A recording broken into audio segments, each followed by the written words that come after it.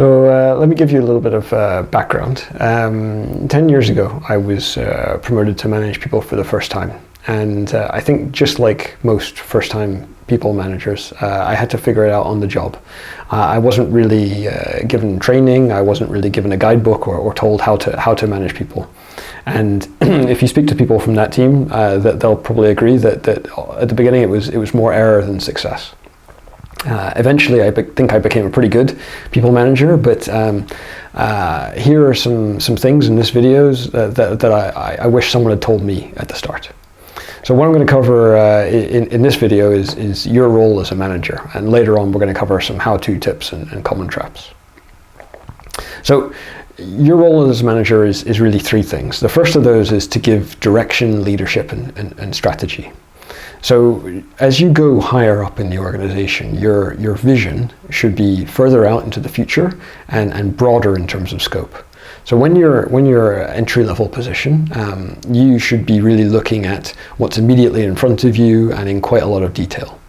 As you go up, as you manage that team, then you should be looking further out into the future to plan ahead, and you're covering more than one person, so it's broader. Your boss is probably managing several teams, and they should be looking further ahead still. And the CEO should be looking with a telescope to the far future strategy and the whole company. But additionally, when you're just a team member, you're really just supporting your boss. So of course, you have to deliver the work that your boss is asking you to do. You have to protect your boss from any potential problems, and you have to look for opportunities. So that's still true when you're managing people. However, now you've got the additional responsibility of supporting your team. And just like for your boss, you have to protect them from outside problems and attacks from outside. You have to provide them the best environment to do their best, so give them all the tools they need and remove roadblocks. And you have to look for opportunities to help them grow. So what you're trying to achieve, if you become a really good manager, the ideal situation is that your team can function without you. So you go on holiday or you're sick or something like that, and actually the team just carries on perfectly fine for the short term at least. You want everyone in your team to want to continue to work there. So that means they need to feel happy, they need to feel valued, trusted, respected, safe, involved, having opportunities, being engaged, and growing. That's not easy, it's a big list, but that's kind of what at least I've taken away from what my staff want. Everyone in your team should know what they should be doing and how to do it. So a clear plan, a workload distribution, role of responsibility, but also the knowledge to be able to do that. And everyone should always know how they're doing. So what your assessment of their performance is, whether they need to improve or not, and if they need to improve, what they need to do to improve. It should never be a surprise when you come to a performance review that you're not happy with someone or that you're super happy with someone. So constant praise or just highlighting that something needs improving. So one tip is to think of your favorite boss. I always say to treat others the way that you want to be treated. So think of your favorite boss and figure out why they were your favorite, and particularly how did they behave. And also, how was that different from your least favorite boss? And if you can emulate that behavior of your favorite boss, then there's a good chance someone might find you their favorite boss. You need to know yourself. You need to understand your working style and personality. So you can take many tests for this, kind of personality tests, or you can speak to an impartial third party. Say impartial third party, if you speak to your partner, your family, your best friend, they probably won't give you the honest opinion that you really, really need. So that's why a test or someone like HR can provide that. And what you want to do from this is understand your strengths and weaknesses, and then play to your strengths and avoid your weaknesses. So not everyone can be a good manager, but if you understand this, then you can at least avoid some of the worst issues. Then you need to do the same situation for your team. So you need to understand their working styles and personalities individually and as a group. You can also get them to take a test if that's allowed by your HR, or speak to their previous bosses or team members to get that impartial third party opinion.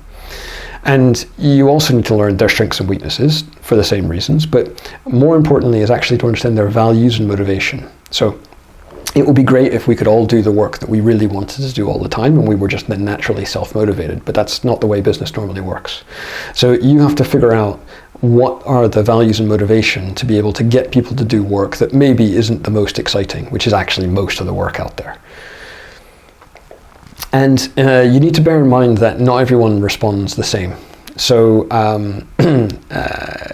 we typically work quite well with similar kind of personality types, but usually we don't always work with people who are similar personality types. And actually, it's unhealthy to work in just a monoculture. So when we come into conflict, it's usually with people who are kind of opposites. We need to be aware of that and work actively to try to mitigate that. So if you're a goal-focused and direct personality, then what you might be inadvertently doing, not intentionally, is intimidating the quieter staff, and they might feel that you're a bully, and then they might just shut down and be really quiet or try and run away and avoid you. If you're really focused on the goal, then you might not be taking time to praise small accomplishments, and so then your staff might feel undervalued. And if you're really focused on the immediate goal, then you might not be looking at the long term and thinking about the development of the staff, which is for their benefit and for yours. I'm not that personality type. I'm more empathetic listener type. And we also have weaknesses when it comes to managing people. So some people think that we're not decisive enough, that we don't give clear leadership because we're considering too many possibilities. Someone might take advantage of our empathy and our listening and try and use that against us. Or if there's someone who really needs corrective action, we might not be giving enough strong corrective feedback. And that's just as important as encouraging people, giving them clear instruction on what needs to be improved. So one tip is to build a system and a routine. People like routines. Routines give people comfort. So one good way is having a recurring meeting at the same time, no matter what. That could be daily, weekly, monthly, but always have that meeting. If you cancel that meeting because you have a meeting with your boss or there's some work to do or something like that, you might not intend it, but what you're telling your team is they're not as important as whatever that is. And they need to feel valued and trusted. So you have to keep that meeting no matter what. Also, that system and routine can be used for sharing work planning information and status and things, but not everyone responds in the same way. So sometimes that can just be like an online forum, or sometimes that can be emails, or sometimes that has to be face-to-face discussion. You need to figure out what works best for you and your team. As well, not just the status, but also the discussion on how people are feeling, how things are going, and what potential problems there are. Now I'll cover some common traps, and I think I've fallen into pretty much all of these during my time as a team manager. So the first one is changing things, and I think we've all probably seen this. A new manager joins and immediately they change something. And sometimes there's a really good reason, but often it's because changing something kind of asserts leadership. It says, okay, the old person is gone and now I'm the boss and this is what I've changed. But this can have a negative impact for the team. They can be really frustrated if they have to learn a new way of working. And if they're frustrated and they think the old way was good enough, they'll probably resist the change, and it might not have the intended consequence. So make sure that if you're going to change something, change only what really needs to be changed. When you make the change, and this isn't just at the beginning, this is all the time, involve the team with the change. So talk to them before you make the change, get their point of view, make sure they're involved in any improvements, and make sure you explain why you're doing something. One really easy one, if you're like me and was promoted into managing the job that you used to do, is doing everything yourself. So you think you know how to do it really well because you've been doing it for years. So you don't bother actually giving it to other people to do, and you just try and solve the problems yourself. But this is really bad for the rest of the team. They don't feel trusted, they can be bored and frustrated, and for you it's really, really bad. You can get really overloaded because you're supposed to be managing the team, not doing all the work. So you need to relax and you need to give your team a chance to show how good they are, and that helps build trust. And you need trust and they need trust. Similarly, micromanaging is another side of that same coin. So in the same situation, maybe you don't actually do all the work yourself. You give it to someone to do, you delegate, but then you try and micromanage and you try and say just how it should be done.